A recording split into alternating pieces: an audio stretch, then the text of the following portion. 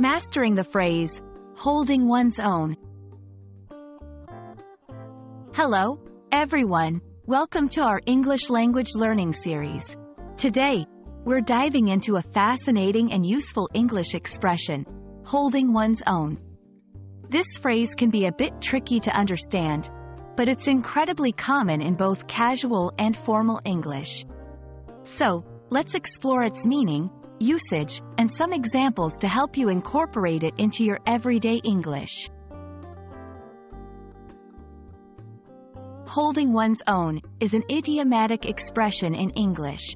It means to maintain one's position or to be able to handle oneself in a difficult situation, without any help. This phrase is often used to describe someone who is managing well in a challenging or competitive environment. The origins of holding one's own are quite interesting. It's believed to come from older forms of English where to hold meant to maintain or to keep up. Over time, this phrase evolved to represent not just physical holding, but also maintaining one's position or status, especially in tough circumstances. 1. In competition.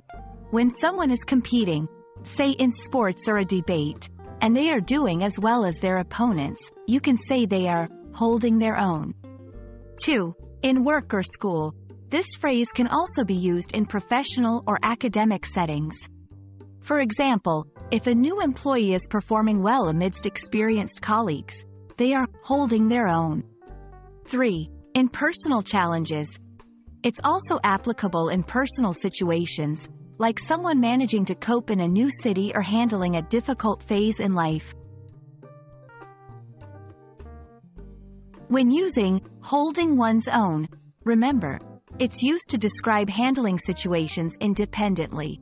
Avoid using it in contexts where someone is excelling or winning. It's more about maintaining rather than outperforming.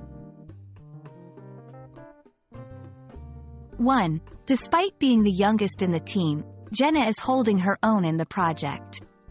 2. In his first international match, the young boxer was really holding his own against the champion. That's all about the phrase, holding one's own. It's a versatile and expressive way to acknowledge someone's ability to stand their ground in challenging scenarios. Use it to describe resilience, competence, and independence. We hope this video has been enlightening. Keep practicing, and you'll be holding your own in English conversations in no time.